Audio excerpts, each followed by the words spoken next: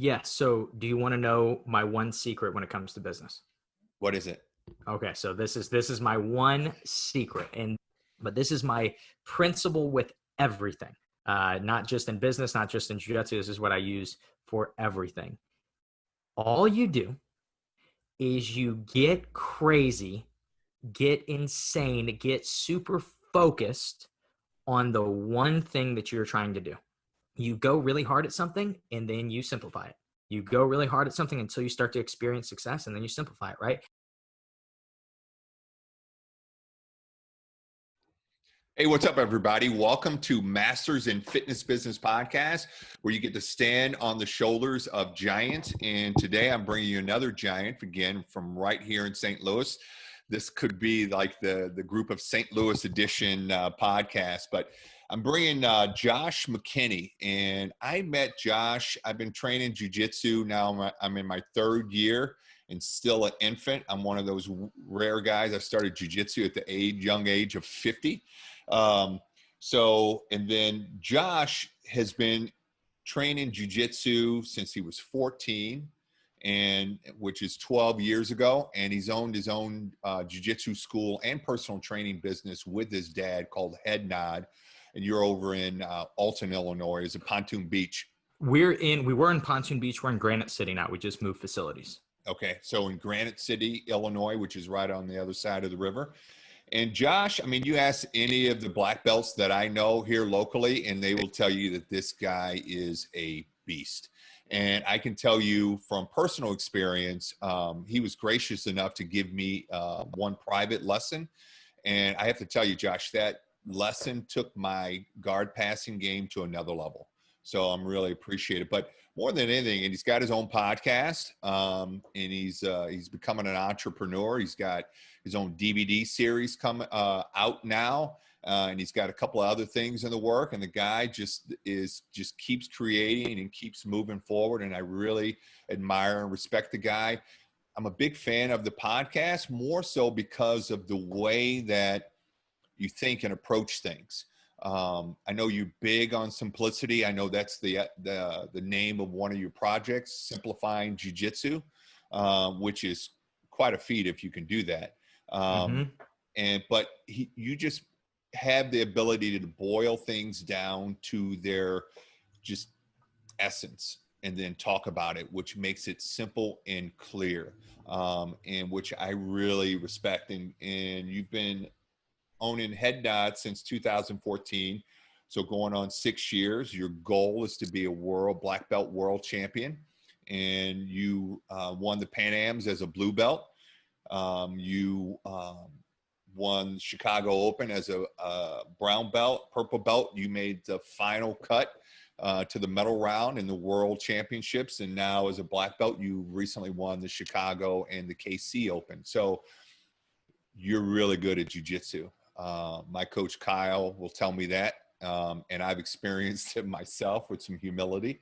And now I want to talk about your business. And the reason I wanted to have you on the show is I was listening to your podcast, and you have a really good way of taking principles that apply to jiu-jitsu, and you can apply them to just about anything, your life or your business. So I wanted to have you on to talk about jiu-jitsu principles as they apply to business, and you being a business owner and a jiu-jitsu black belt and competitor have a unique perspective on that. And then also all the guests on my show and all the people in the fitness industry, they crave the ability to create just an awesome culture in their business, where becomes like part of their life, and they have a whole new social circle as a result. And jiu-jitsu is unique in that it just creates that type of culture. I should say the people in jiu-jitsu create that type of culture. So Josh, welcome to the show. Did I miss anything? Am I forgetting anything? I would be willing to say that you probably added more stuff about how good of a guy I am. I don't think, I think you may think a little higher of me than you should, but I will do my best to deliver. Thank you for having me on the show, man. Yeah, I'm glad to have you on the show. Like they say, never meet your heroes, right? Because you're gonna be disappointed and you think they're perfect. Yeah, Exactly. That I'm who they made that saying about. I doubt that very much because I've met you several times and you've always been just a solid guy. And if Kyle Watson endorses you, then as far as in my book, you're good, you're golden. But I would, I want to pull back on that. Jiu-jitsu is great at creating culture because I was introduced to jiu-jitsu a long time ago by a guy that I was working with. He started training at a place out in West County and started competing, even taking some fights. And then he introduced me to another guy who was training out there, who went to open a school in South City. And I have to tell you that I went and hung out with these guys, and I was curious about jiu-jitsu because I was a wrestler in high school, and these guys just totally turned me off to jiu-jitsu. And I'm like, I don't want any part of that. If that's the kind of people that do jiu-jitsu, then those aren't people that I really want in my circle.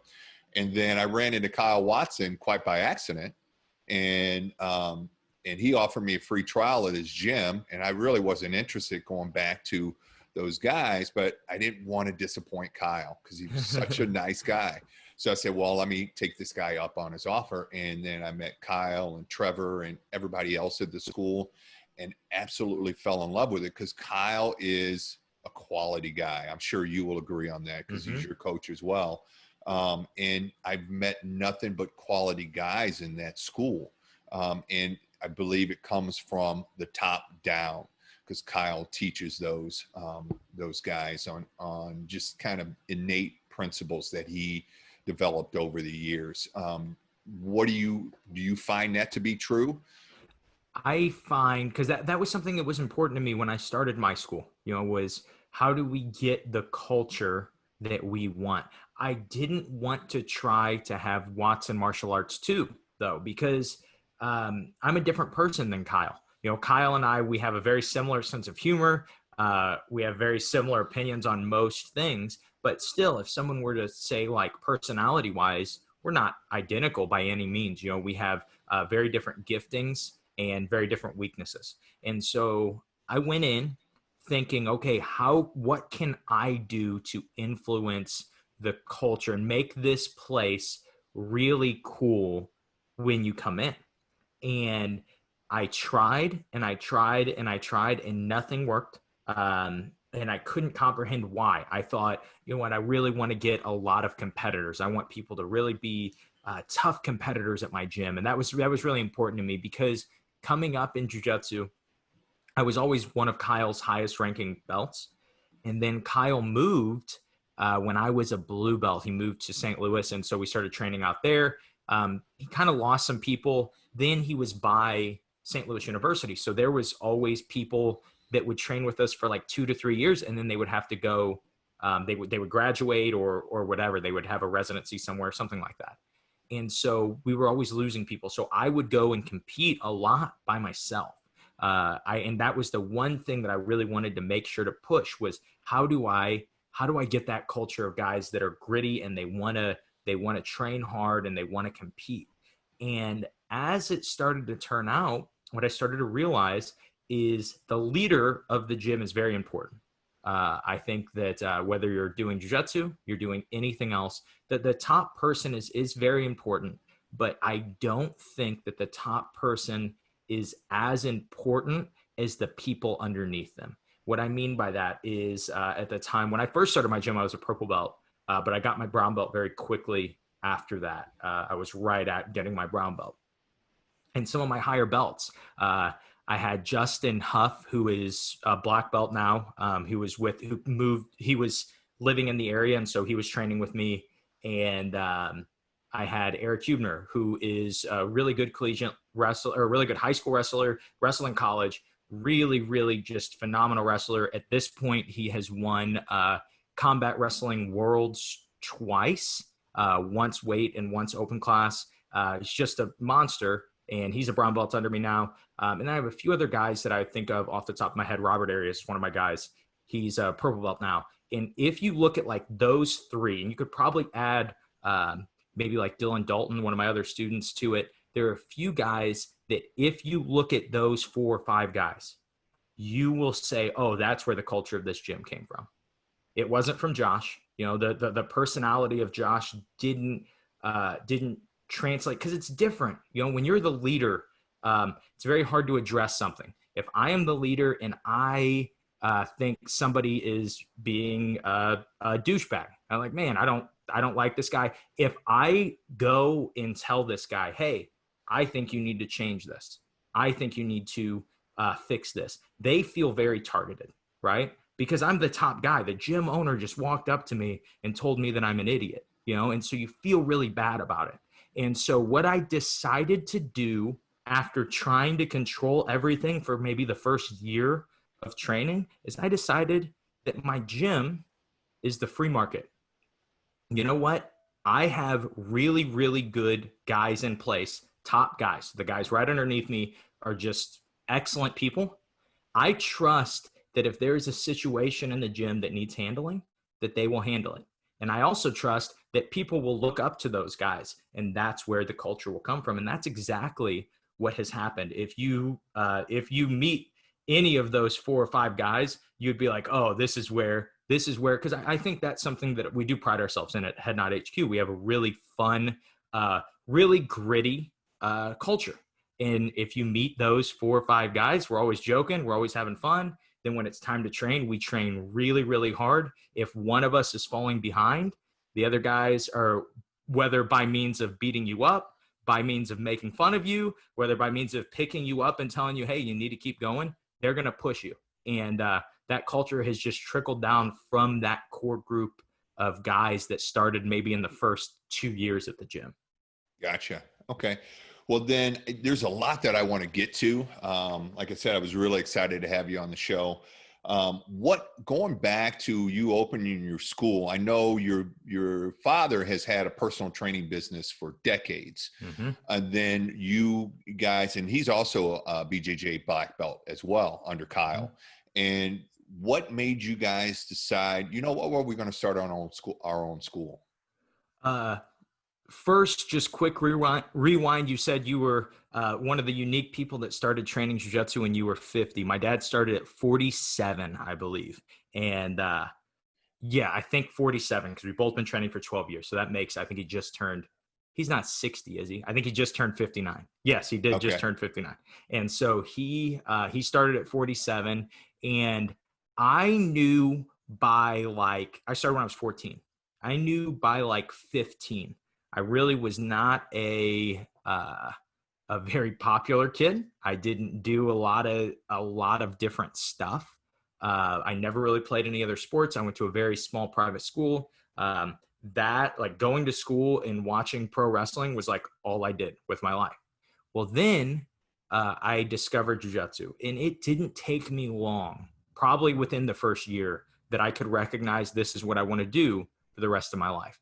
And obviously I'd always been around small business culture because my dad had a personal training studio that he ran and still does. And he started it before I was born, but it's probably in the 30-year-ish range that he has had this personal training business. And so I'm always used to getting out there and seeing, oh, you don't have to have a regular 9-to-5 job. Well, then I discovered what I love to do, being jiu-jitsu, and I continued to push it, and I continued to train. As a 16, 17-year-old kid, I was really just trying to get good at jiu-jitsu, but I did recognize that my end goal was to have my own jiu-jitsu business one day. We just kind of found the right situation. We were really looking. There was a gym that had went up for sale probably in 2013. And we talked about maybe trying to buy it. It didn't go through, whatever. And then I actually got offered a few different coaching jobs for jiu-jitsu. And I was interested in those. It was really cool at 19 or 20 years old that people were wanting me to run adult jiu-jitsu classes. And, that was really flattering for me. But like most people that start their own business, I really didn't want to answer to anybody. I just, especially somebody, that wanted to run a jiu-jitsu business when maybe they didn't even train. that was something that really worried me was, what if we ever run into a problem where I want to go one way for the gym, for the jujitsu of the gym, and they want to go a different way. And so I was pretty set that I was going to open myself, or my dad and I were going to open ourselves. And it just so happened one of my dad's friends from, I think, like high school was saying, hey, I have this apartment that's probably big enough to put a personal training studio in. Do you want to look at it? And, it's for rent. Do you want to look at it and possibly do it? We went in. My dad wasn't sure, but my mom and I were both there, and we were like, man, I think that this could fit a jiu-jitsu studio. And so that was the original Head Nod HQ for the first 4.5 years. And so that was, I think, even the first 5 years. And that was what we went into, and we invested a ton of time and a ton of effort, bought some mats, and started teaching jiu-jitsu. Yeah. And so how many students did you start out with when you first opened? Okay. Because that So space was not big. No. So we pride ourselves that we have never, we've never went negative any month, okay, from the start of our jiu-jitsu business. This is because our overhead was incredibly low. Like I said, it was a 3-bedroom, 1-bathroom apartment that we knocked down all the walls to and created a jiu-jitsu studio in there. And so as we started our first signups, I think we were at like 10 guys, and that was enough to go just a little over breaking even. And we kind of like stayed in that 10-person range for like the first couple months, and we grew and grew. And then we got, and this happens with a lot of jiu-jitsu studios, we got stuck at about 40 people for, and it was give and take. It was, you have 45, and then summer hits and kids go back to baseball, and then you have 38, and then you get up to 45 again. And, it seems to happen over and over. And so we got stuck in that until year 3. We were bound, it was enough to make a little bit of money, but definitely not enough to be a primary source of income. And just really enough to teach jiu-jitsu. And we were still trying to discover what we wanted to do. I knew I wanted to teach jiu-jitsu. At the time, I was doing personal training, and I felt like I could have probably done that, taught jiu-jitsu at night and personal training in the day my whole life. But, we were kind of got stuck in that limbo that I think everybody gets stuck in, or a lot of places get stuck in, probably not just with jiu-jitsu, but in a lot of personal training membership type businesses. Yeah. Do you think the size was limiting your growth? That's what I always blamed. I was making excuses. That was my thing. Oh, it's the size. We don't have enough space. But then you run into the problem of, well, to get more space, you need to have more people. You have to be able to afford that space. And we don't want to go in and lose a bunch of money. And so, I really, looking back on it, I really do believe I used that as an excuse for like a year probably to not learn more about how to advertise and more about how to get new people in. Okay, gotcha. So what was the tipping point to get you over that? You said because you were staying there until about year 3. What happened at year 3? I got engaged, and I kind of recognized that at getting engaged, I've been with my wife for a very long time, but we got engaged. It just came to that point where I was like, I think I'm ready, and I always kind of bounced back and forth. There were a few changes in my life that happened, and I kind of recognized like, oh, change isn't that bad of a thing. And then we got engaged, and at that, right after we got married, I started to recognize, oh, it's time for me. I need to be an adult. I need to figure out how I am going to turn this into a legitimate business, and not just a business that I use to write off jiu-jitsu trips. Gotcha. So what were some of the changes you instituted as a result, and how did it affect the membership? So the biggest thing that we did, I guess this would have been at the start of 2019. It's just like, I'm not like a New Year's resolution person or something, but that year I was. And I went in, I said, I need to, we had at that point like 56 students. And that honestly was enough to where I still had to do personal training, but I was still making a decent amount of money, And so, I was working quite a bit though, doing personal training all day and then going to teach, trying to train on my own. It was a lot. Well, as I went in, I decided I want to get to 100 students. I'm at 56 after 3.5 years, almost 4 years. And I was like, I want to get 100. How do I get to that mark? And so I set a goal that I didn't think I could meet and decided that on July 1st, I needed to be at 100 students. So I gave myself 6 months. I looked at how many students I needed to average in order to get there. And I just started experimenting. The big thing that I started to have success with was I bought some Facebook ads for MMA and jiu-jitsu schools. And Matt Arroyo has this really cool program where he teaches you how to do Facebook ads. And I did them myself. I had no idea how to do Facebook ads. I had no idea how to do anything like that. And he just gave some really basic instructions on what Facebook ads are, how to use them. And then he said, hey, here are 3 ads that work for me. Put your pictures in it and put your gym name in it and see how they work for you. And so we started to get people to come in for trials. And on that, kind of the cool thing about that, I think it's 56. So we're trying to get to 100. I was going to be one short. I was at 99 students on June 30th. It was a Saturday.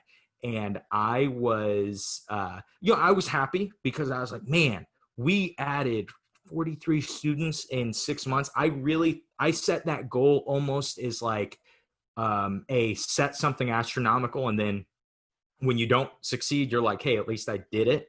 Well, I was really excited. I was like, man, we really did it. But I had nobody doing, we do a 2-week trial. We did at the time, we do 1 week now, but I had nobody doing trials. And I was like, well, you win some, you lose some. That was okay. That Saturday, a guy walks in. His name's Rob. He still trains with me. He walks in and he says, he's a purple belt. He was from a different gym. He had moved. It was just too far for him. And he goes, hey, I want to sign up today. He had trained at my gym before. And I was like, oh my gosh. And so we got 100 on the day. It was really cool. That was like really exciting for me.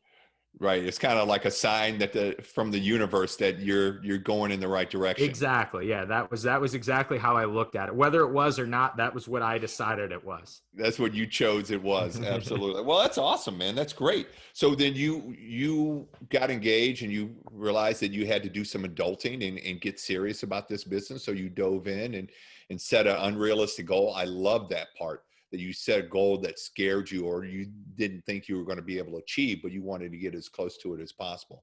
So that's great. So now you're running the school and you were talking about, going back to when we were talking about the culture, you said you tried everything to get that culture and it just didn't work. So what are some of the things that you tried that didn't work?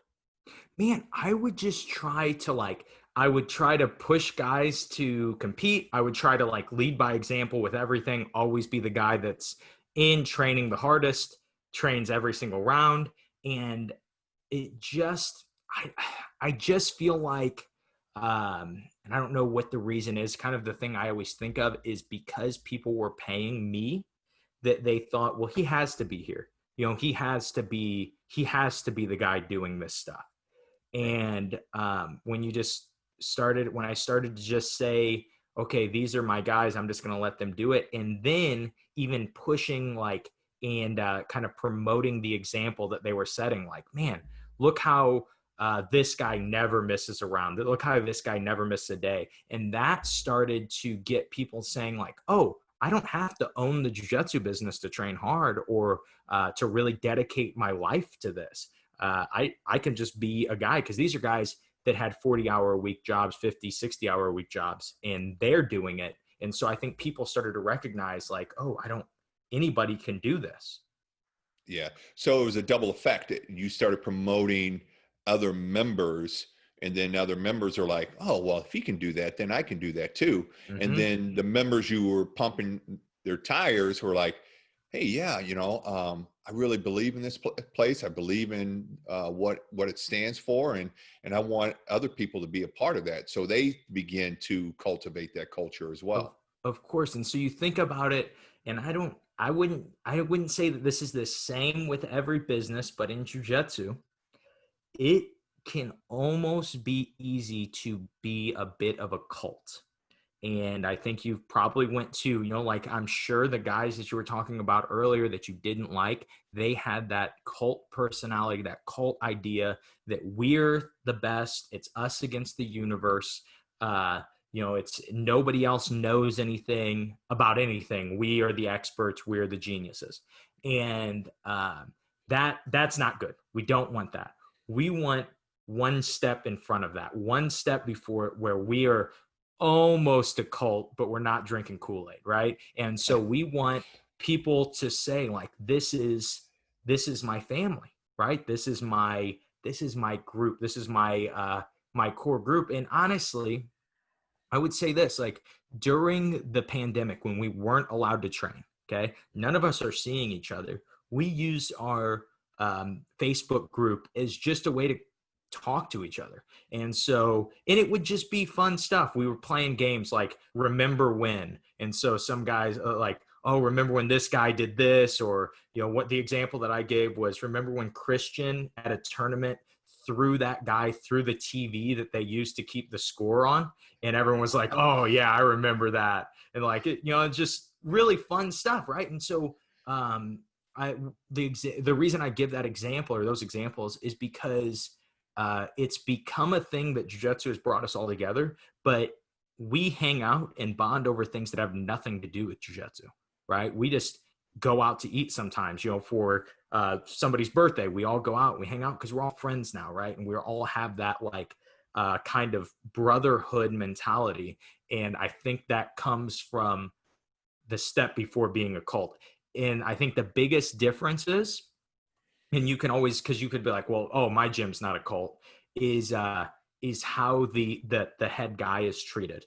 If you look at our team, if you look at our gym, we're all going out, I'm going to get made fun of just as much as everybody else, right? But if you have the guy that's the head honcho that is like above everybody else, that's when it's a cult. That's when it's like, oh, this, like that's when I think your culture becomes a cult. And it's really scary that can happen and you not even realize it, that like, that people would do that. Yeah. And then when that happens, when they become a cult, like you said, it actually closes the circle, Mm-hmm. because it's really difficult for people to break into that circle of trust. And it's really difficult for people within that circle to accept new people in, Mm-hmm. And that you is know? so true. Yeah. And so I think it's important that you keep that culture that's open and inviting, Mm-hmm. and I think that comes from the top or from the leaders of the school. For sure, for sure. And and I think a level of trust from the leaders, because there have been guys that have come into the gym that maybe even I thought they would be a good fit. And some of my students will say something along the lines of like, hey, I don't like that guy. I don't trust that guy, or something like that. And me having the trust in those guys to be like, well, hey, I think in other gyms, other businesses, you can't do this, but in jiu-jitsu, you're like, oh, you don't like that guy? Beat him up. He's either he will either become humble or he will quit, right? Right. And for usually people get beat up and they say, oh, okay, I get it. I get what's going on now. But every once in a while, that is the actions aren't working, and then they eventually quit, right? And so it's kind of having that balance, I think, is important. Yeah, I agree with you. There is, it's kind of like hockey used to be when you had the enforcers, is that, it becomes a system of checks and balances that's built into the system. Like, you touch my guy and you're going to get a pounding, what it used to be in hockey. It's not like that anymore, but definitely like that in jujitsu. We had a guy like that at Watson's. We call him the green gi guy, you know, and, uh, and I think he's still around. But one thing that's unique about, I think it's unique about really any physical sport, whether it's working out, jujitsu, football, is in jujitsu, when you roll with a person, you could have never met that person before in your life. You roll with them for an hour. I think you know them better than if you sit down and have a 2-hour conversation with them. And I think it's the same if when you work out side by side or train with other people. It's like you get to know like what kind of person they are. They're the person that shies away from challenges, or the person that, you know, goes head first into it. You know, do they you know, think about what they're doing, or do they just react? All of these things. And I think that's unique to jiu-jitsu. I mean, and that's my perspective being 2.5 years in. Do you think that is true with I your? totally agree. I even look at this podcast as an example. Somebody listening that has never met me, they don't know if I'm telling the truth about anything that I'm saying. I could have just gotten on the podcast after going and flicking babies on the forehead at Walmart, you know, and they would have no idea. But when you get to go with somebody, you get to grapple with somebody, especially when you beat them and you watch how they respond to that, you can see a lot of character. If they slap the mat and then they try even harder to beat you, usually you can tell like, hey, this guy, he struggles with humility. He is not okay with losing here. And then you got to beat him again, you know. But I think it's important to, when we look at you know, at like how we can show ourselves through our sport or through our art, jiu-jitsu, like one of the best ways to show is to feel it, right? How do I know that what you're teaching works? And that's kind of there are instructors in jiu-jitsu that don't roll, and you see that. And I think at a certain age, I think it's totally acceptable. But like there are like guys that are 40 that just don't roll, and I think a lot of times it's out of that lack of humility. It's out of that lack of being able to be beaten. Gotcha. Okay. And, you know, and just because most of my audience is fitness business owners, mostly small studio owners, I think a lot of that translates. It's like when you train somebody, you know, and you're really pushing them, you can kind of see some of the same traits come out. And that's the art of coaching, is knowing when to push and knowing when to pull back, you know, when That you're is working with so clients true. and your team, your employees. And yeah, and you have to look at it. Well, if we go take a step back to culture, we look at culture with personal training. There are certain things in personal training that you can't accept if you want a specific culture. If people will commonly, you know, especially if you do like one-on-one personal training like I used to, if it's common for people to no call, no show you, you need to get them out. You don't let that culture you don't let that culture be rewarded in your gym, like of, hey, well, your spot will just be open whenever you feel like it. You know, you respect your clients. You want to help your clients. It's very important that you find clients to respect you. Something I was watching, Russell Brunson was doing a webinar. You had mentioned it. I'm doing like an online jiu-jitsu video production company. And so I'm just doing a lot of studying into that. And something that he said that I really loved, and this works with online businesses or brick and mortar businesses. He said, if you want to hate your business, just find clients that you hate. And so, you know, if you want to love your business, you have to find clients that you really love and you want to be around. It wasn't until I read the 4-Hour Work Week where Tim Ferriss talks about how he had to fire a big client because they were they would basically chew him out all the time. They would cuss him out, and it was a really discouraging thing for him. And it wasn't until I read that I realized, oh wait, I actually have an option of who I serve. I don't have to keep scheduling people if I don't like them. And so like, you surround yourself with people that you like or that make you smile when they walk in the door, the culture at your gym is going to be awesome. You know, it's going to be, everybody's going to smile because those people have that effect. Yeah, that's a great point. And I love the way you put that. You're just proving my point that I was right to have you on the show, Josh. So thanks for that. And then we wanted to talk about jiu-jitsu principles as they apply to business. So, and you had a really good insight on that we were talking about before we started recording. You want to share that with the listeners? Yeah, so I think there are a few jujitsu principles that apply really well to business. It's kind of funny. A lot of the jujitsu principles that I feel like I'm really good with and I really communicate and they're unique to people, a lot of them I got from reading business books and listening to business podcasts. And they would just talk about principles that apply to a lot of things, and then Mm-hmm. they would apply it to business. Well, then when I would take a step back, deconstruct a little bit, I would notice, hey, there are certain principles that we're using in our businesses that really apply well to jujitsu. I think one of the big ones, and this is one of my probably the most important things, is teaching. When it comes to teaching, that's something that is very important in jujitsu. If you are a business owner and you have employees under you, you have to be a good teacher.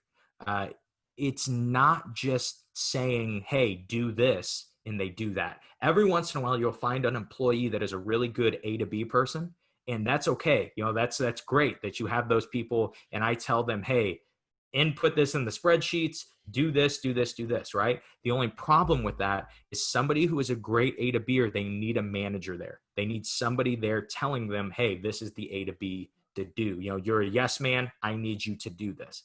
That's okay. If that's what you want to surround yourself with, that's okay. But if you want to eventually have guys that are not only learning on their own, but they're actually able to transcend your ideas. They're actually able to grow your ideas better. You have to teach them to learn. You have to teach them kind of how you got there. I think I'll give you an example. So one of my friends owns a not a fitness business, but it is it's a big business. It's a multi-million-dollar business actually. And we were hanging out like last week, and he is trying to hire this guy, where they actually did hire him, and they're trying to teach him right now. And the hope is, he's this young kid, he's 22, 23, and the hope is that he will one day be the general manager of everything. They just really like some of the qualities they saw in this guy. He's worked with them before at like the lowest level, and they just really think that he could be the general manager. So they put him in the situation where he's almost in that role, but he's not there yet. And so he made the same mistake twice in the same week. Okay. So my buddy, we'll call him Dave. Okay. So Dave is my buddy. And I said, so Dave gets a phone call. They screwed something up. This guy screwed something up. It's going to cost quite a bit of money, and they need to get it fixed. Well, so I'm talking to Dave, and I said, Dave, well, how are you going to handle this? He goes, I don't know. He said, the first thing he did, he called me and he blamed the girl underneath him. He that was what his game plan was. Like, oh, it was her fault. She messed it up. Okay. And I go, so how are you going to handle it? He's like, well, I'm trying to teach him that it's his fault and that he messed up. I said, okay, how are you going to do it? He's like, well, I'm just going to call him and tell him, hey, you have to take responsibility for this. It's your fault. And I go, so how does that teach him to take responsibility for that? And he didn't have a good answer.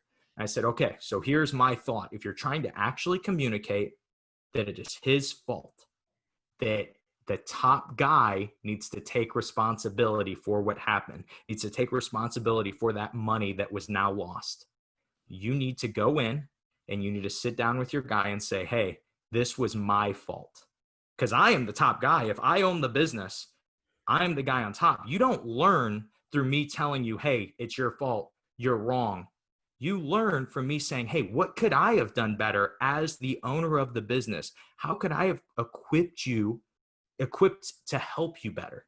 Because then eventually your employee will start to say, hey, I'm now learning not only that I should be taking responsibility so it doesn't fall on the owner, because I should have a way to fix this, but now I'm learning how to fix things, how to build a system that prevents the same problem from happening over and over again. That just doesn't happen if I tell you to do something. If I say, hey, Jim, I need you to do a deadlift. And you say, well, I've never done a deadlift before. And I say, oh, all you do is you grab the bar, just make sure you keep your back straight, and then you just deadlift it.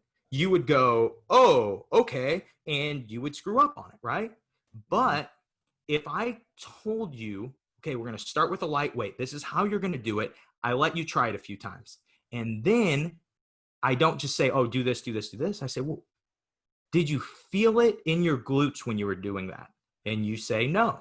Well, why not? What could we do better to fix that? As I get you, as I lead you to that, usually by asking the right questions, what happens is you start to you understand how to ask yourself questions to problem solve for yourself, and you start to get better at these things, right? And so that is, I think, the big thing that in any business, if you have employees, you are trying to teach them to solve problems, right? Then as the owner, then you can just make the big decisions and you can say, this is the direction we're going, but I have a bunch of guys under me that are going to solve problems and they're going to be able to get us where I'm pointing. Does that make sense? That's brilliant. I love that. It, Absolutely. So you model the behavior, and yeah, then it also goes to creating that culture, like you said, because if the owner is willing to throw himself under the bus and be part of the crew, so to speak, part of the mission that everybody's, working towards, then that makes, it creates an us mhm. instead of an us and them, or us and him or her. Of course. And so like I look at it when it comes to back to jujitsu using that same principle. If one of my students loses a match, let's be really specific. Let's say a student loses a super fight. And I'll give this For those example. who don't know jujitsu, you want to describe what a super fight is? It's kind of like a main event or something. It's one-on-one. It's not a tournament. You are just fighting one person. And the reason that I would use this example is because when you're doing a super fight, you can study who you're fighting. Okay. Okay. So one of my students, Robert, he had a super fight. We both fought on the same show. I don't even remember. It was a few months ago. And I didn't really know a lot about the guy that he was fighting. We talked about it. We trained how we were going to train. And there was one significant situation, and I didn't even, it just kind of passed by. I didn't think about it. One of my friends said, hey, I trained with the guy that Robert is going to fight. And I said, okay, cool. And he said, he hit me with something it's called an Ezekiel choke. And he hit it on me when he was on top in my close guard, which if you don't do jujitsu, that's a very uncommon thing. Okay. And so we made sure that Robert was really sharp at defending that choke. Okay. Well, we went in, he went and competed, and he gets caught in a choke from the same position that was said, but it wasn't an Ezekiel choke. It was something completely different that we had not studied for, and he got choked. And so instead of immediately saying, man, Robert, you screwed up, you shouldn't have gotten caught in that choke, you should have fought out of it, which is what I wanted to say because I hate Robert. But when I look at when I look at that, no, I'm just joking. But when I look at that, the first thing I did was I said, crap, that was totally on me because that was not an Ezekiel choke.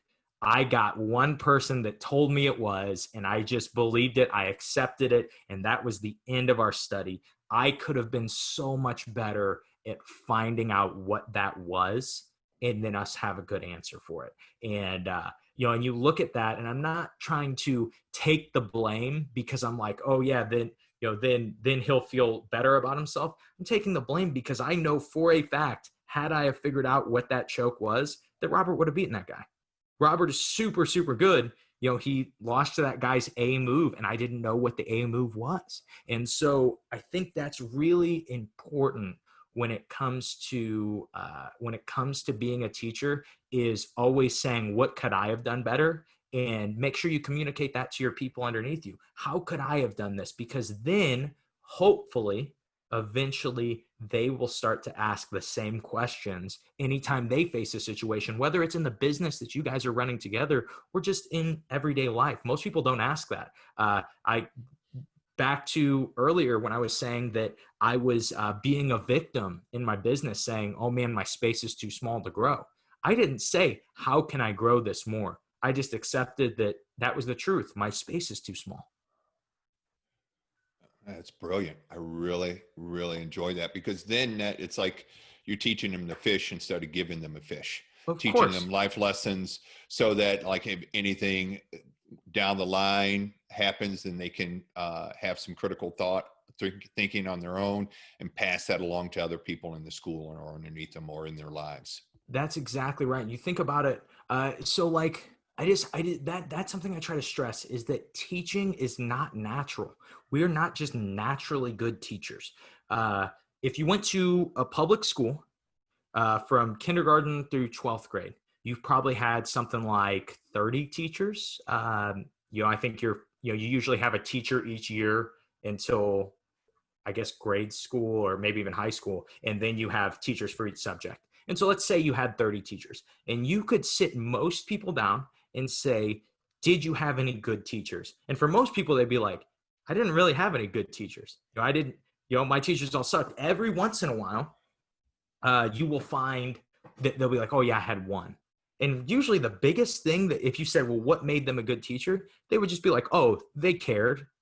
I felt like they cared about me. Right. And what makes you feel like, someone cares? Why do you get that? They took an interest in your life. Why did they take an interest in your life? They asked you questions. If you said, Josh, I am not finishing the Kimura. And I just said, Jim, I'll show you how I do the Kimura. And I showed you the Kimura. And then you're like, okay, that's great, Josh. But I was talking about the Kimura from a different position. And I'm like, oh, too late. I already showed you. See ya.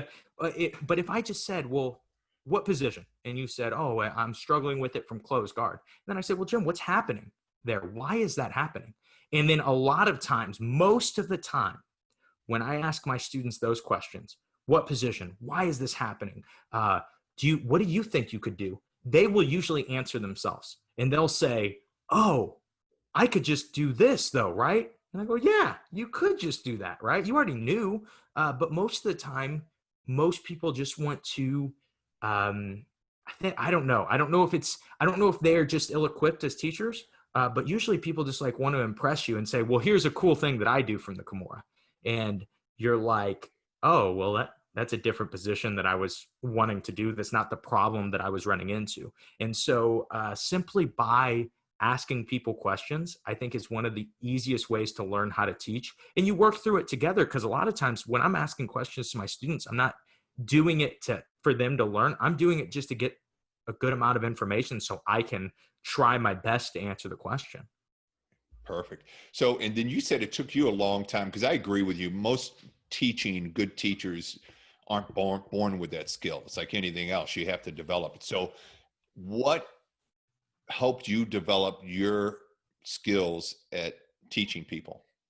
So specifically teaching your team. So this was for me, it was the situation I was put in. I started a gym and I had to learn to teach. And looking back, I thought I was a very good teacher. I was not. I was very good at telling people what to do, but nobody was learning. They were learning moves. They would learn whatever move I was showing. So what I decided to do is and this happened over a long period of time. It wasn't like one day the light bulb turned on. But what I decided to do was create a system that helps people learn at my gym when it comes to what I teach and when it comes to getting people better. And so if you got my book, Simplifying Jiu-Jitsu, that was what we talk about is I kind of deconstructed jiu-jitsu first. That was the first thing I had to do was how do I, and this is kind of where we'll get into being efficient and effective with things, but how do I simplify what jiu-jitsu is? Because jiu-jitsu is just too complex to teach. Most things, running a business is too complex to teach.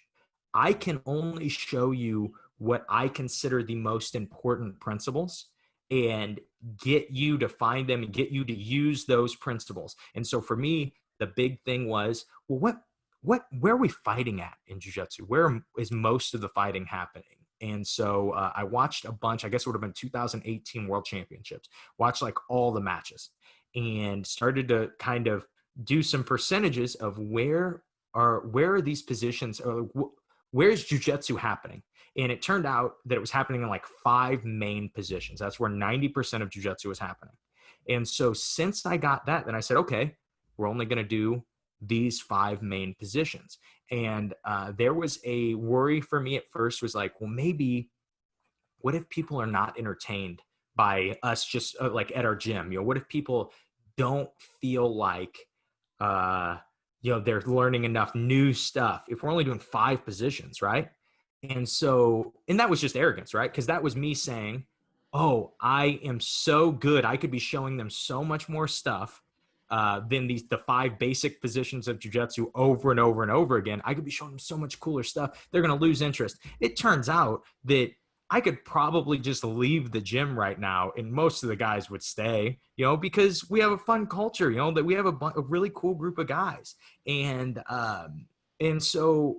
as we started to just hone in on those 5 positions and teaching people those 5 positions, then I started to really see, because I was seeing the same things over and over and over again, and I was getting the same questions over and over again.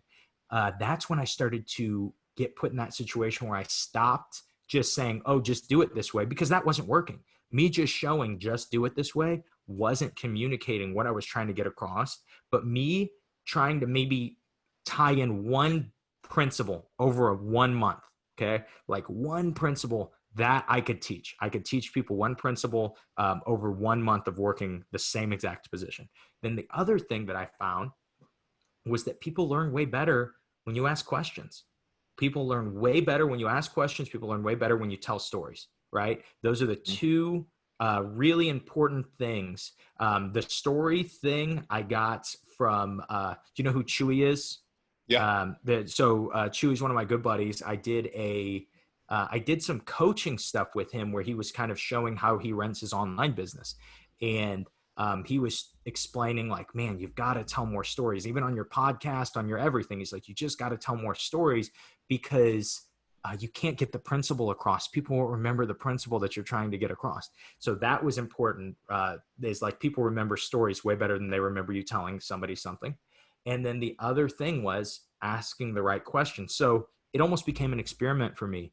I just started to, ask people things instead of telling them what I want or what I think. The book 7 Habits of Highly Effective People. I think it's like habit 4 or 5 is seek first to understand and then to be understood.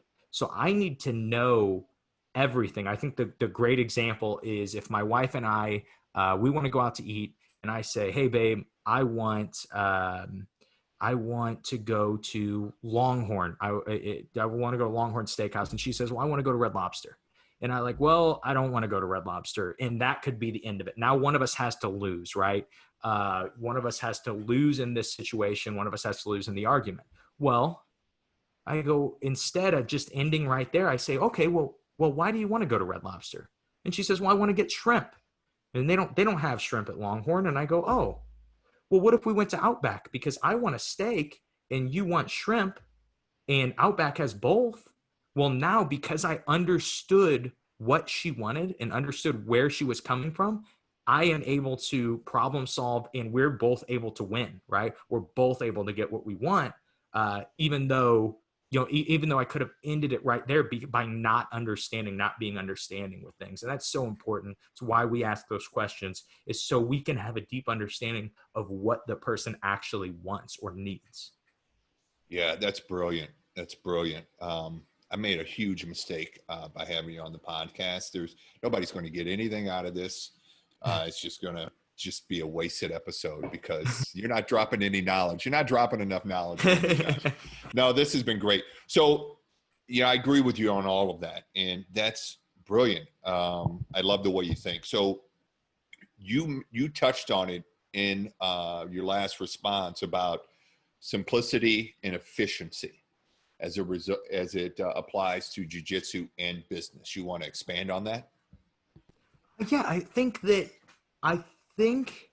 that a lot of times we are always looking for that one thing that's just going to change everything for us, right? But so often we don't realize that our business is just inefficient. And that was what I struggled with for the longest time, is I was always looking for the innovative tax code that was going to allow me to buy a new building without having to spend any money. And then I was going to be able to have, solve my space issue. Right. But I didn't look at one of the simplest things in business, which is bringing in new people. I wasn't looking at that. I wasn't looking at what makes other businesses big, right? And so a lot of times, even when we're doing a podcast, you're like, okay, Josh, what makes you good at running your business?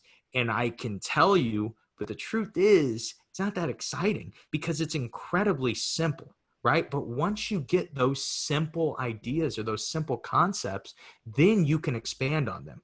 If I teach you, if I can communicate to you that you should do better at asking your employees the right questions, that's like the simple, it's stupid simple, right? It doesn't even, it's not complex. That's not something your mind is blown with, but you start to ask your employees the right questions. Well, you're now able to add to that. And you're saying, well, this question really helps my employee find what I'm trying to communicate. It really helps them become a better trainer, right? And so when we're doing that in jiu-jitsu, it's the exact same.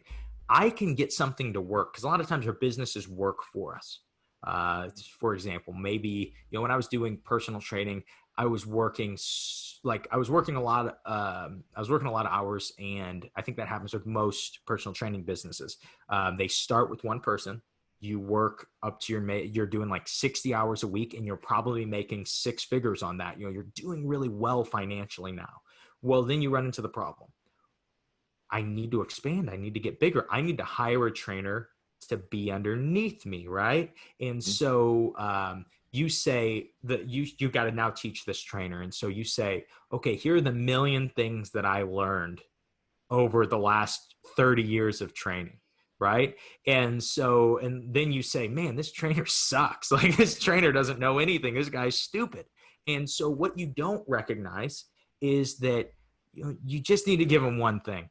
Just keep it really simple. Just give them the most important thing. Hey, the most important thing is to retain clients. If you're going to retain clients, you need to make them feel special. To make them feel special, if you say their name 3 to 5 times in their workout, even if their workout isn't perfect, they are going to feel special. If I say Jim, you go, oh yeah, he called me Jim.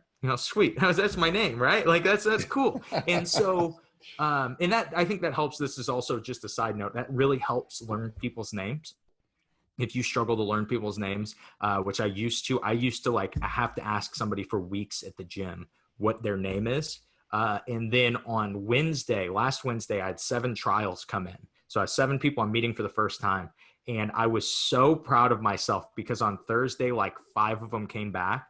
And I remembered every one of their names. Didn't even have to think about it. Didn't have to do the old look at the waiver and like, oh, that's what their name was. I was able to remember all of their names. And it just came from, they walk in and they say, hey, my name's Greg. Hey, Greg, how are you doing? It's nice to meet you. And I say, hey, Greg, let's go to this. Let's do this exercise, or let's do this jiu-jitsu move. And then, Greg, is everything going good? You feel good here? And people, just by having that really simple concept, you'll retain clients, and you will retain way more clients than you thought you would. And so then we can add something else after, right? We can add something else. But if we're looking at the most important thing is finding a client and keeping them, that's going to be the most important thing. But if I say, okay, so you have to find your client, you have to keep them. I need them to have rock star results. I need them to be shredded. And then you're going to, if I add too much stuff, you're not going to know what's important. Like you're going to only be like, okay, well, I have 20 things that I'm supposed to do with each client. Like maybe some people can do that. So maybe some people are like intelligent enough to be able to do all those things and check all those boxes. But for me, I need something simple. And, I need something that's really important. And so in online marketing, we'll call it like the secret or the key, right? And what we just keep it really simple. If I say, hey, there are 500 secrets to being good at jiu-jitsu, buy my book. You'll be like, screw that. I'm not going to buy a book with 500 secrets. I can't even learn how to tie my belt. But then if I say, hey, there's one secret to being good at jiu-jitsu, you go, there's one secret. That's all I need is one secret. Simply by keeping things simple, one, we learn way better, and two, we're able to we're able to sell things. People want things to be simple. I want to be a black belt, and I want to do it with the simplest principle possible. How do you do this, right? If you're if you struggle to find out what those simple things are, you have to reverse engineer, right? So if you're doing we're back to Kimura on jiu-jitsu. You're doing a Kimura. The reason I keep throwing in Kimura is because I just did a Kimura instructional. And so that's just what's on my mind. That's why every time people that are don't know jiu-jitsu, they're like, okay, so jiu-jitsu is just a Kimura. I get it. It's just one move. I get it. So let's say that you're going to get good at the Kimura and you're doing it some. You're hitting this Kimura. If you never ask yourself questions, if you never start to simplify your Kimura, you'll probably always do the same thing. But if you start to look at it and say, hey, what am I doing when I do the Kimura? My hand's here, and I'm pulling. Well, why does that work? And then you say, well, what's getting stuck here? When do I miss it? What's when they respond this way? Well, maybe if I turn the wrist a little bit, that'll stop that from happening, simply by reverse engineering. And then what happens once you discover that one thing, even if it's not the most important thing, you get the motivation of, man, I just discovered this on my own, and it is the secret. And you will start to get good because you have that focus, and you have that, that's where your mind is always going to is, man, I have that one thing that I can do, whether it's in jiu-jitsu or whether it's in your business. I have that one thing that is my secret, and you get so motivated by having your own secret that that works, and it's this principle you get to teach other people, and you just love it, and you get so excited about it. Yeah, for sure. Sense? Yeah, totally. I totally get it. I get it in jiu-jitsu, and I get it in training. Totally. And I agree with you 100%. And to piggyback off that, because when I had that lesson with you, and you said something like, or maybe it was on your podcast, you said something that, like, say if you're learning a move, you're a white belt and you're learning a move like a Kimura, right? When you first start out, you're not going to be very good at it. You're not going to be able to hit it live. And then by the time you get to a black belt, you can nail that sucker almost in your sleep, right? And the move is the same. The principles are the same. What got better is you. And like you said, that at some point you're going to practice the Kimura, you're going to get better at it, and then you're going to run into some people who are really good at defending it. And then there, it's a crossroads. You can go, oh, well, I guess my Kimura isn't that good, or I'm going to keep working on this and work past this to where I get so good at this that they know it's coming and they still can't stop it, right? And then that's how you become unstoppable at the Kimura, like that guy's choke, in the close guard. But I want to relate that back to the principles, because you talked about like your online business, right? Or Facebook ads to really pump up your business. And my point is that white belts and blue and black belts do the same move. Same fundamentals, same moves. It's just black belts are a hell of a lot better at it, right? And it's the same thing. First time you run Facebook ads, they're not going to be very good. And that's a crossroads. You can say, oh, well, these Facebook ads are stupid and they suck and they don't work. Or, okay, I got to get better at this before I give up on it and learn how to curate some Facebook ads that are really going to take my business to the next level. And it's the same thing. It's the same principles, same moves, same basics, same fundamentals, but you just have to practice. Do you have any thoughts on that? Yes. So do you want to know my one secret when it comes to business? What is it? Okay. So this is my one secret. And this is giving an example. I started simplifyingjiu-jitsu.com in the idea started during the pandemic. We filmed an instructional. I wrote an ebook. We gave the ebook away for free to create leads. And I sold 10% of the leads that I got from the ebook, which is if you do online marketing, is a lot. To get 10% to actually do a purchase. And it was a mid-ticket item. It was not high ticket, but it was definitely not cheap either. We weren't just trying to get sales. We were trying to make money off this and start to learn. But, it is definitely not even close to what simplifyingjujitsu.com will be. But this is my principle with everything, not just in business, not just in jiu-jitsu. This is what I use for everything.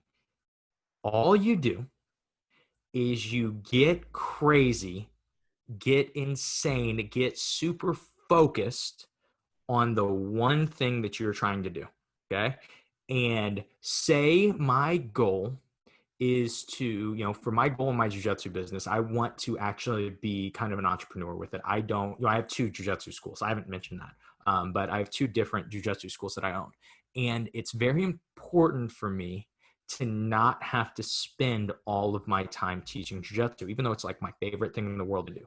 It's very important to me that I'm not having to put 60 hours a week in a jiu-jitsu business. But I can't start out with that mindset of I'm going to go in and I am going to only put in, I don't know if people get offended when you talk about how few hours a week that you work, but like in my jiu-jitsu business, I think I work something like 10 hours in my business. And it's a very, very successful business. It continues to grow without me having to be there. But it starts with that hyper focus that I'm going to dedicate 60 hours a week to this jiu-jitsu business. And a lot of people do this well. A lot of the people that we call grinders, they do this well. They go out and they bring the heat. Okay. And they grow their personal training business to have, however many clients they're seeing a week. And like I said, they're working 70 hours a week and they're really proud of that. And they really, really blow it up. But then they don't deconstruct. That's where everyone gets stuck. They don't deconstruct and simplify things. And so for me, for example, with my jiu-jitsu business, when I decided I was going to gain those 46 students in 6 months, I was working nonstop. I literally would wake up in the morning and I was doing Facebook ads, studying Facebook ads, trying to have the best ones ever. And I was spending a ton of money on Facebook ads to get people in. I was really pushing it, whether it was actually spending money on the ads, spending money for a company to run the ads, or spending money on information for me to try to learn. And then after that 6 months, when I got 100 people, that was when I said, okay, now how do I do this more efficiently? How do I simplify this? Okay. That's the word. That word is my focus of life right now, is simplify, because simplifying jiu-jitsu is my online business that I'm doing. And so how do I simplify this? How do I make it more efficient? And so then I decided, instead of, hey, I want to add 46 more clients over the next 6 months, I said, I want to add 46 more clients over the next 6 months, but I want to take the amount that I'm working and I want to only do the bare minimum and see how efficient I can be. I want to take myself out of this equation. And as I did that, and it's weird, it's a really weird feeling, because, as a man, as a leader, you're like, no, I need to go in, I need to be working there. But I found out that I was actually, I was actually way less important in my business than I thought I was. And what I found, and the best way I found that, was by opening the second location. When we open the second location, I'm there once a month. And I have a guy that is kind of the head coach, and he kills it. He runs it so well. He does such a good job at the place. But and all I'm really responsible for there is showing up once a month to teach, trying to check in, make sure that they have everything that they need, and then running their ads. That's like all I do, right? And the running their ads for me, because I've outsourced it, doesn't take me very long at all, right? It doesn't take me much time at all. It just kind of, I still go over them and go over the ads that we're running and stuff like that. I make sure that I at least know what's happening in the business. But you go really hard at something and then you simplify it. You go really hard at something until you start to experience success, and then you simplify it, right? I go hard doing the Kimura as much as I can. And then I say, how can I be more efficient? I feel like I'm wasting a lot of strength that I use when I'm doing this Kimura. How do I be more efficient? So you ask yourself that question. As you start to simplify things, you will find that, like, okay, I had 100 principles I was trying to run in my jiu-jitsu business. And it turns out that I can simplify them to be three main components. I did some, what do you call it, consultations for other jujitsu businesses. And so we made three things. It was the automation, the branding, and the curriculum. That's how you could simplify your jujitsu, by just using those three things. What can be automated? Obviously, the only thing in jujitsu that really can't be automated that I found is teaching. Okay, I can't automate teaching jujitsu. I can automate. I can automate my billing. I can automate my follow-up on billing when somebody isn't paying. I can automate my leads. People, if you sign up for a lead at my gym, you're going to get you are going to get an email from me, even though it wasn't from me, having you schedule yourself, because I don't want to be involved in that. I don't want to be the limiter, because let's say that I am. Maybe I have to answer every phone call in my jiu-jitsu business. And I have to be the one, because I want them to feel like they're talking to the owner. They're talking to the head honcho. But the problem with that is they say, like, it doesn't scale, right? If I wanted to add 1,000 people in my jiu-jitsu business, I could look, and it would cost a ton of money to do that. It would be very expensive to do that, but I know a way to do that. And I could do that. I could take that money, I could invest it into my ads. If the percentage of leads and things stays the same, I could take that money and I could add 1,000 people. I don't have the space for 1,000 people. That'd be a horrible idea. But I don't limit my business, because I simplified it. I automated what could be automated. We talked about branding when we were talking about culture, and then we talked about curriculum too. But that's all I do in my jiu-jitsu business is three things, right? And I'm only involved in one of them. I'm only really involved in the curriculum now. I don't really do much else. And so I think that is like the biggest thing when it comes to running any business. It takes a while to get there. And I think you also have to be smart about what you do with the free time that you create when you start to make your business really efficient. Just because I am only at my gym, 10, 11 hours a week, does not mean that I am not constantly studying jiu-jitsu. I'm not constantly trying to be a better coach. I'm not constantly trying to run a better business, or what improvements I can make at the gym. So you should be smart about that. But it's like, I look at it like this too. If I'm spending all my time there, how am I going to better myself to then better my students or better my employees or anything like that? Yeah, that's brilliant. I'm glad I had you on the show, because I know all kinds of owners, myself included, that struggle with that could use some simplification and that hyper focus on one thing, and then scaling it back and deconstructing. And I struggle with that too. Probably the same reason you and a lot of other coaches or a lot of other gym owners struggle with that, is because we're crazy. We can't help it. You always are looking, and you're always, I do it. Everybody does it.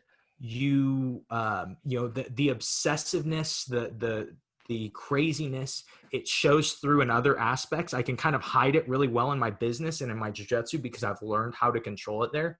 But for example, I am in no way, shape, or form a woodworker. Okay. I'm in no way, shape, or form a builder. My wife and I were talking on Sunday night. Today's Wednesday, right?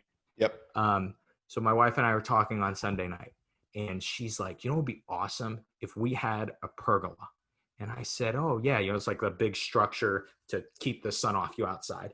And I was like, oh yeah, that would be really cool. And we recognize that we're not going to live at the house that we live at now for a very long time. And so I didn't want to build something super permanent or buy something really expensive. And I go, oh, I can build that. And so I wake up on Monday and I start working at 7 and I finish at 4:20 when I have to teach kids jiu-jitsu at 4:30 and actually start my real job. and have the structure kind of up, then put in about the same amount of time the next day, and I got it built. And I was so excited. And then I realized, like, oh my gosh, that was super crazy. That was a really great, that was a really obsessive thing to do, that I could have probably spent a few hundred more bucks and just had it done for me. But that crazy shows through sometimes, and you just can't Yeah. help it. And so, managing the crazy is like probably the most important thing for the people that say, like, man, I really struggle to not work 70 hours a week. I struggle to not be at the gym all the time, even when I'm not working, just to be in people's face and be amped up, because we're crazy, right? And Uh-huh. so I think you have to find the balance. And I know this from my dad having done that for years and years. And now my dad, I think since the pandemic happened, I think he does work like 1 day a week in his personal training business now, but like he doesn't go into the business anymore. He has people that he learned to have run it, but that didn't start until like 2 years ago. For 28 years straight, it was all him. And this is just a side note that people struggle with. And I know it's very specific to personal training. I wouldn't say, I don't know if it's specific to other businesses, but what people do in personal training is they build up a huge clientele list. And then they say, okay, now I'm going to hand it off. And then they hand it off to a trainer, and the trainer loses 30, 40, 50% of those clients. Okay. Because it's a change. People don't like change. They lose all those clients. And then the owner's response is, no, give me all my clients back. And now I'll build this up again. And I'll try it with somebody new, right? I'll try to give it to somebody new. The problem with that is if you build your business just solely around you, if I build my jiu-jitsu business solely around train with Josh McKinney, well, guess what? I am going to have to teach every class forever. But if Yeah. I can build my business around whoever I have working, around my employees, I was right now with my kids jiu-jitsu, I really enjoy teaching the kids, but I look at it that I can't dedicate the same amount of time to the kids that I dedicate to the adults. And I don't feel like it's fair. And so I'm like looking for, I don't even want to change any of the classes that I teach. I'll still teach the same kids classes, but I want somebody to be the head kids coach, just so when the parents have a question, they can message the head kids coach and he can respond quickly, and he can tell them, hey, this is the tournament that we're going to all prepare for. This is what we're going to all focus on. Just having that. And so then I can kind of build that kids program around the head coach instead of around me. Because if I ever decided that, like, for whatever reason, maybe simplifying jiu-jitsu requires more of my time, and I have to start to sacrifice some of the kids classes, I'm going to lose a ton of kids students because they say, hey, we want our kids training with Josh.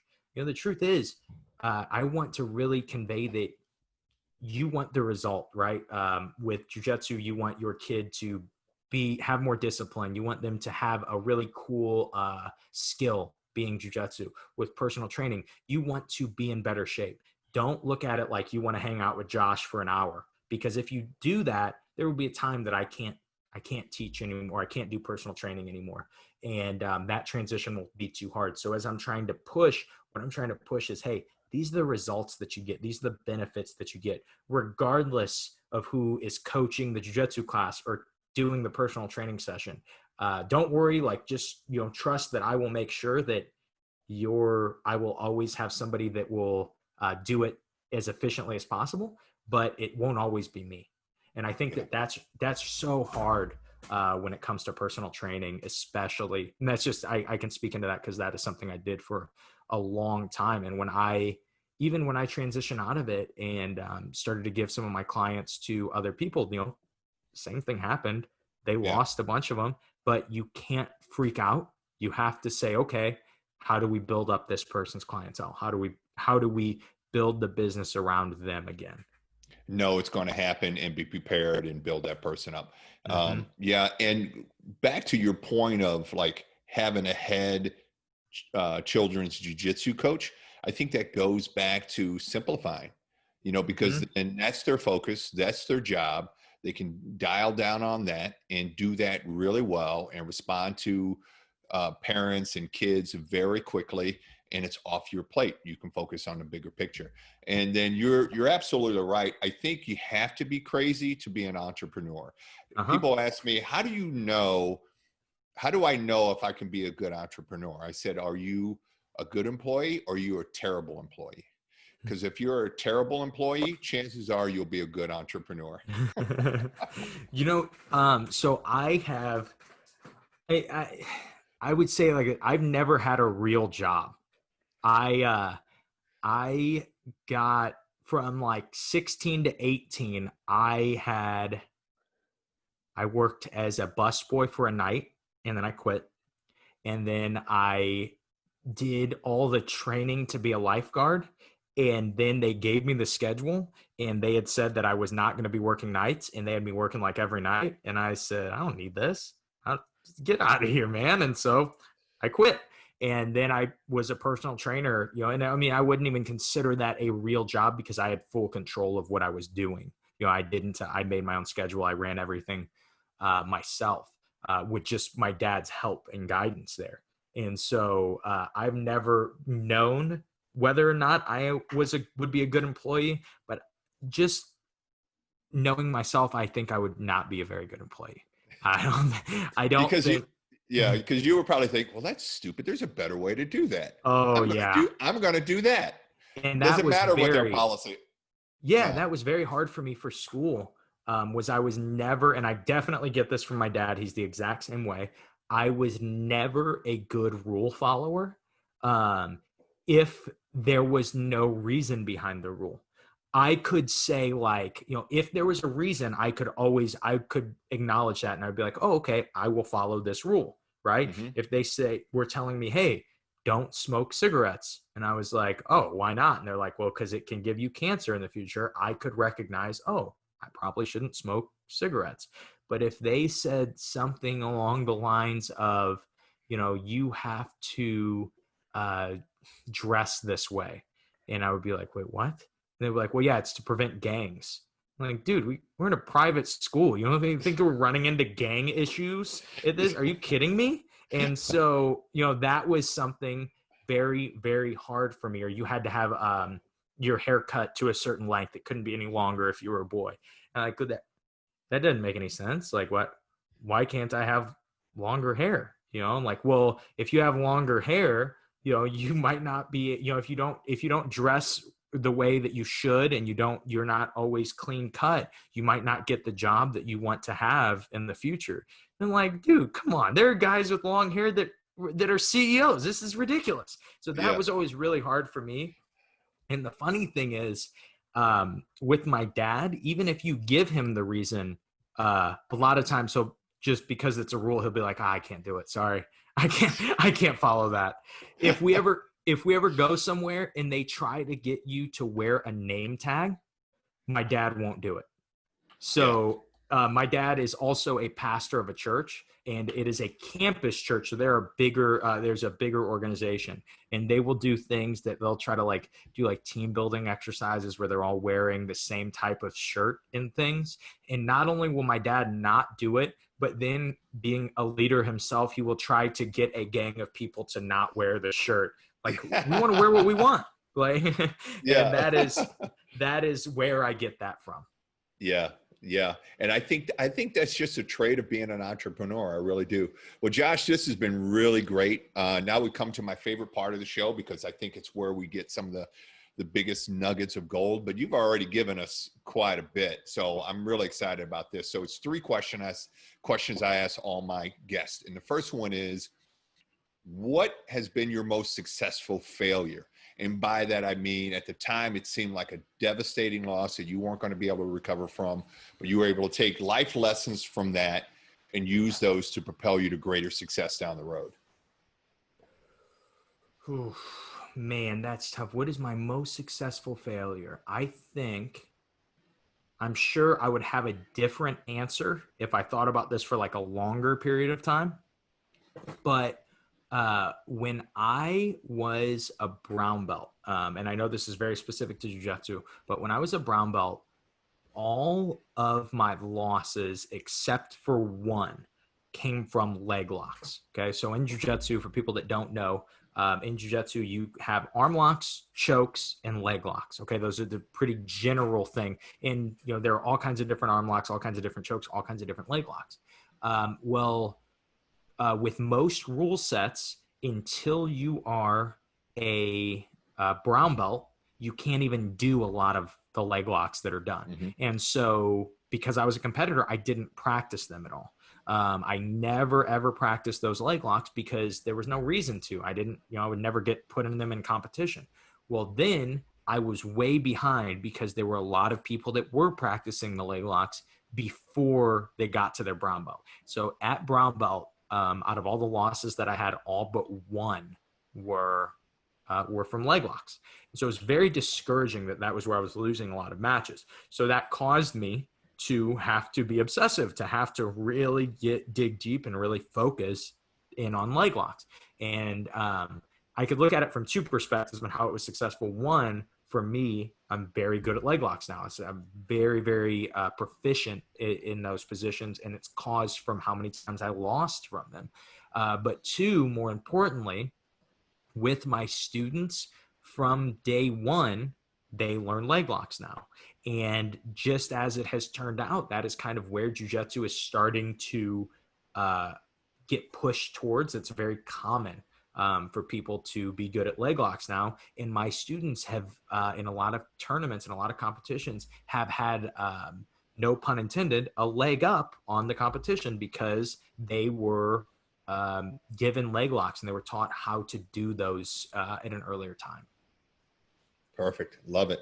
All right. And then in your time in the fitness industry, both personal training and jiu-jitsu, what has been the biggest surprise that you've had to deal with that you did not see coming? I think one of the biggest things, and this can be for everyday life too. It doesn't just have to be these, but you will see this a lot, is the victim mentality that you deal with.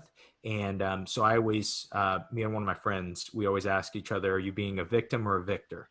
And it's really common for people to just accept that this is the hand that I was dealt and there's nothing that I can do. For example, people come in with health issues and they say, hey, I have high blood pressure. I'm on this, I'm on this, I'm on this. I can't do this, this, this, and this. And then you're like, well, what are you even here for? And the truth is, the mindset there is, well, there's nothing I can really do. I mean, I can't control my blood pressure. I'm not God. I can't control my blood pressure. I mean, I do eat a quarter cup of salt a night, to finish off dinner, but I can't control my, what I mean? Like I can't do, the inflammation in my body is insane and it is causing my heart to fail, but I don't have any control of that, even though my diet consists of all carbs, and so I think it's very important for people to recognize that even though you may not like the choice, you always have a choice, right? Even if sometimes your choice is just, how do I respond to this? What attitude do I have to this situation? We always have a choice, and for example, like I kept getting leg locked in jiu-jitsu. I could have easily been a victim and said, you know what? This is my coach Kyle's fault for not telling me to do leg locks. Well, at the time, jiu-jitsu wasn't really big into leg locks. It wouldn't have made a lot of sense for him to tell me that. So what I did instead was, I wish years before I would have known. I wish years before I would have worked more leg locks, but I didn't. That's the hand that whether I was dealt or whatever, that's what happened. How do I respond to that? How do I change that? And that victim mentality, it still surprises me when somebody says, my doctor says I need to lose 30 pounds. And I say, hey, you should look at how many calories you're eating. And they go, oh, I can't do that. I'm like, what? You can't, you can't, no, you're not willing to do that. You're, like, oh no, well, I have this, I just get so tired. My job requires me to not be able to prepare, dinner. And so I have to, and so much, so often people are victims, and it's still like, the answers that you get, especially being around jujitsu where it's less common. In jujitsu, it's less common for people to be victims because they know that, hey, I'm losing. It's my fault. I need to go fix it. Right. And Right. so it's less common. And so what happens in that is I get used to people not being victims. And then I go and hang out in everyday life, and people tell me how, like they can't make more than a minimum wage because their parents didn't pay for them to go to college because they didn't have money, and they'll never have money. And you say, well, I mean, you could try to learn stuff on your own. You could start your own business. You could, try to become an apprentice somewhere. You could take out a loan for college. You could, you have all these other options, but you Right. say, this is the hand that I'm dealt. And that's something that always frustrates me and surprises me that I hear from Yeah. people. Yeah. And I think it's worse today than it's ever been. I agree with you 100% on that one. I agree with that too. I see, and maybe I just notice it more, but I really do feel like it is more common. And maybe I just see it more because of social media. You Yeah. see people's opinions and thoughts way more than in dealing with them, because most of the time you just try to avoid those people. I have one of my wife, one of her friends, they don't really hang out much anymore, but one of her old friends, she had this new boyfriend. He was a really nice guy, but he had that victim mentality. I could just hear it in everything that he was saying. It was Hmm. like, yeah, this is just how my life is. There's nothing I can do about it. And my wife says, like, hey, well, we should hang out with those two sometime. And I said, oh, I really don't think I can. And she's like, well, why not? I said, I can't. Did you hear like how much of a victim he was? I don't want to catch that. I don't want Yeah. to, be around that. You get influenced by that, and you start Absolutely. to say, oh yeah, it isn't your fault that that this happened. It's the government's fault. It's whoever the Hmm. president is at the time. It's his fault or her fault, or it's Hmm. somebody else's fault. And you're around that, and you start to accept it, and then you Hmm. start to say it. And so I think it's so important to just like not be around those type of people as much as you can. Yeah. You're the average of the 5 people you spend the most time with. So choose them wisely. That is All right. so true. Yeah. And then my last question, and I'm interested to hear this, and I know this is going to be kind of flavor of the month kind of thing, but where do you go for your personal and professional development? Okay, so a lot of it comes from the people that I'm around. Okay, I do. I could off the top of my head, I know exactly who the 5 people that I spend the most time with are. Outside of like my family, being Kyle is one of them. Our both of our jujitsu coach, and he is somebody that I would say, if there was any lesson, Kyle's taught me a million things, right? But if there was one secret, if there was one lesson, is the humility that Kyle approaches anything. Anything that he does, he goes in as a white belt and he learns, and he always is trying to get nuggets from everybody. He's always trying to learn from everybody. And so that is something that I really, really I do a lot, to where it's like there's probably no one person that I'm like, oh yeah, this is where I learn a lot of stuff. I do listen to a lot of audiobooks. I don't read very much. I actually don't like the act of reading, but I love to listen to audiobooks and just like sit and relax and kind of absorb those things. And out of all my favorite authors and people, I would have to say like Tim Ferriss, like my favorite guy. Always really, really like him. He, his podcast is always really good. He's always got really interesting people on them. And then honestly, my dad always has really good nuggets. He's always got really good ideas. And I think probably something that I've gotten from him more than anything else is my dad is super passionate about whatever he cares about. He is like over the top. My dad, if he finds a song that he likes, he is going to tell everybody about this song and how it's the best song ever. And he's a salesman. He's going to sell them. They're going to be like, oh yeah, it is the best song ever. And he's going to, like with his personal training business, if he gets a new piece of equipment, it is it is his favorite thing ever, and he's so passionate. And so I think it's very easy for people to almost be looked down on for being passionate about things. I did on an episode of my podcast, I had Jamie Kilstein on my podcast, who's a comedian. We talked about that a lot. Is like we were talking about pro wrestling and how we both still like pro wrestling and how it's like looked down upon to enjoy watching pro wrestling. Like, dude, I don't think it's real. I'm not out there saying like, oh my gosh, these are the best athletes on earth. I just enjoy watching it. And it's weird that we, anytime you're passionate about something, if people don't feel like it's cool, it's like, oh man, you like the guitar? What a loser. And it's like, dude, I think it's so important to find what you love, to find what you're passionate about, and really go for it, and really, just think about it and try your best to figure it out and contribute to it. And I definitely got that from my dad. He's always been like that. And, he's his new thing is his jiu-jitsu grappling dummy that he just got.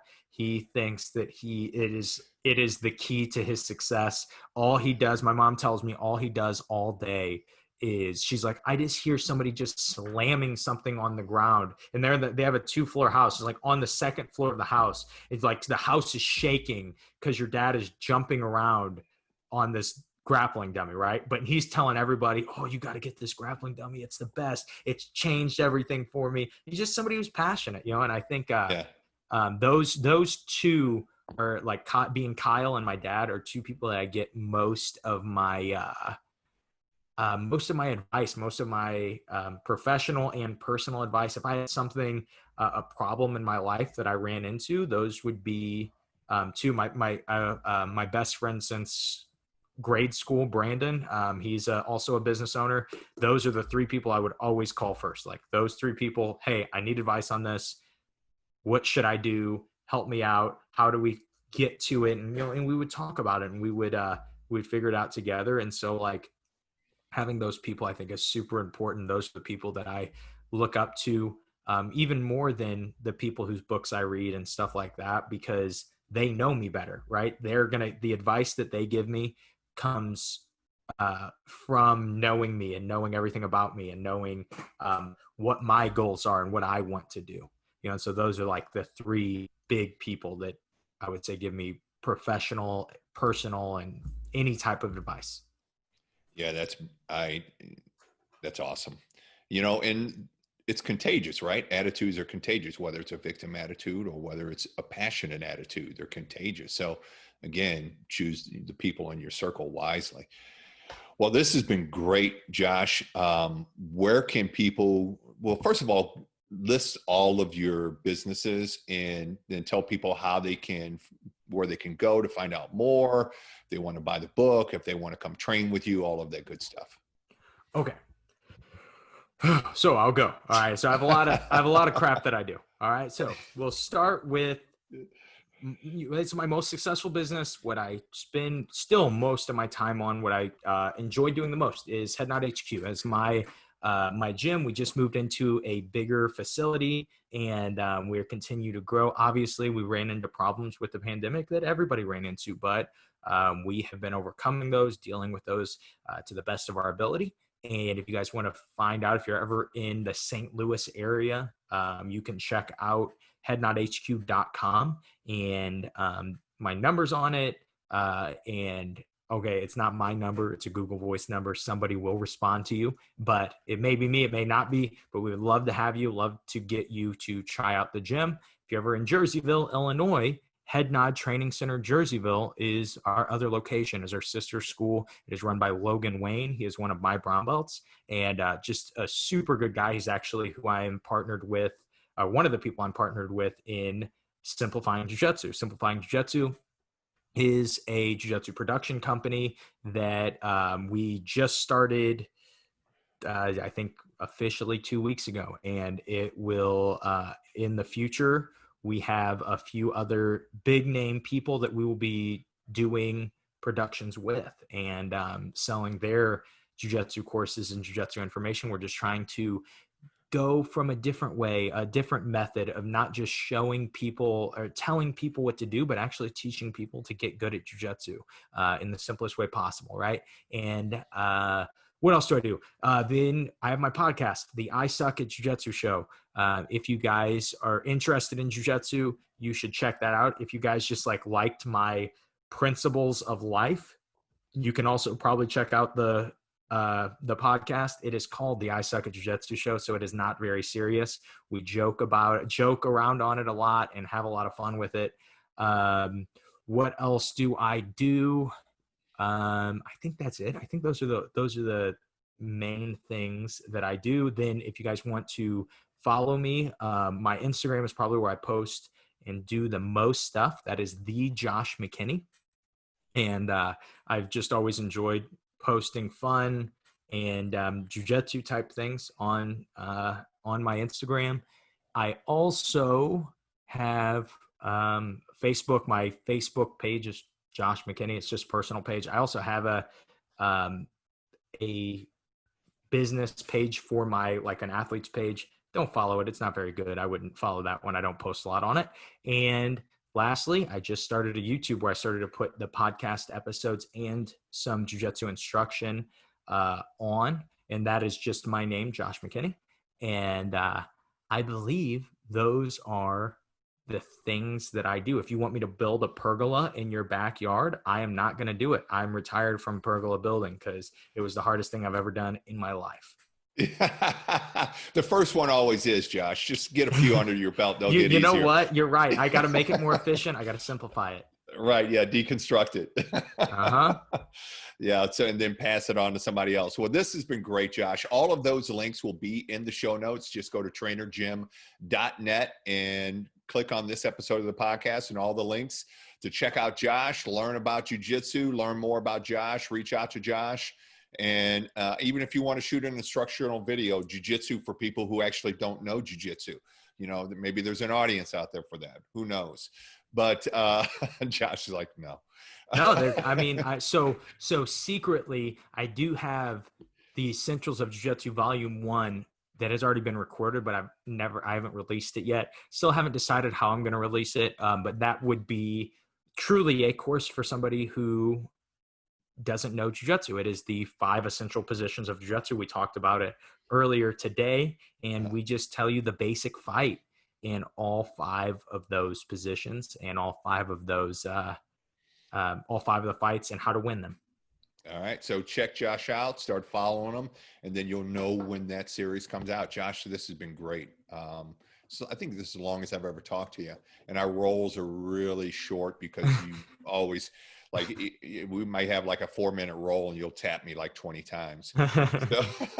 So our roles are really short. So this is the longest conversation I've ever had with you. So I appreciate you coming on. And then I'd like to reserve the right to have you back on because I would like to dive into some of those online businesses and how you set those up, how they work, kind of peek behind the curtains on those a little bit too. Of course, I would love to. The better I will get better at it as we go on. It's not my first one that I've tried. We didn't, we talked about what business. Oh my gosh. You know what? I lied on your first question that you asked me of the 3 that we did when we were talking about business failures, or not just business failures, but just a failure that you drew a lot of success from. I totally lied. I was wrong. I have one that is by far my biggest failure business-wise. So my gym's name's Head Nod HQ. People always want to know why gym's named Head Nod HQ. Me and one of my friends, his name's Adam Marberger, we started a clothing company 6 years ago, and it was called Head Nod Squad. The idea was we would always give people head nods, you throw up your head, oh, hey, head nod, it's just this funny thing. One of the guys at the gym started calling us the Head Nod Squad. And as it grew, we ended up starting a business. And it would have been the first business, because it was before I started my gym. It was the first business that I started. I helped my dad run his personal training business, but I had never started a business. And Adam is an excellent business guy. And he runs Ascent Dealer Services, which is just this monster automotive dealer service group. They're like a one-stop shop for automotive dealers. And he was doing really well with that. Well, when we started this company, we neither of us had ever done a clothing business, so we brought somebody else on. And the person that we brought on, we didn't do the research that we should have. We brought on a third partner, and this person just didn't have the same mindset towards jiu-jitsu that we had, and mindset towards the things that we wanted to grow and do. And what happened was we ended up, after about a year and a half, and it was kind of successful. It did, a lot of really cool things, and paid for a lot of really cool things. But, we ended up closing the business before we hit that second year mark. And I look at that, and I got a few lessons from it. One was partners. So that's something, remember, we should talk about that in the next one. And when you're trying to find a partner for your business. Two was how to have a contract for, when you have a partner. That was something that was super important. And then also was to stay out of the clothing company, because it's horrible. But that was our first time. That was like really my first time. I had sold some personal training type stuff online, but I had never sold any actual item online, being like clothing. And learning how to do that, learning how to do distribution and things like that. I learned so many lessons from it, even though as a whole, the business was a failure. And it's also where I got the name for my gym. That's why we decided to name it Head Nod HQ, because we had the Head Nod Squad. And so that rewind, that was the biggest failure that I learned a lot from. But also, we'll be sure to talk about those next time you have me on. You let me know when, and I will make time for it. I very much enjoyed it. Oh man, this has been great. I love it. It's going to be a great episode, and thanks again. And I can't wait to have you on again. And hopefully we'll be able to roll again soon as this virus decides to leave us. So yeah, man, for sure. All right, man. Well, thanks again for taking the time. I appreciate it. You have a good rest of your day. All right, man. You too. All right. And then, Josh, what I'll do is it's probably going to be a few weeks before I put this out. So right before it goes out, I'll let you know, give you a heads up, and I'll send you all the links, artwork, all that stuff, so you can pump it out through your networks as well. Perfect, man. I'll share it on everything. Okay. Awesome, man. All right. Well, have a good day. I'll see you soon. All right. You too, buddy. See ya. All right.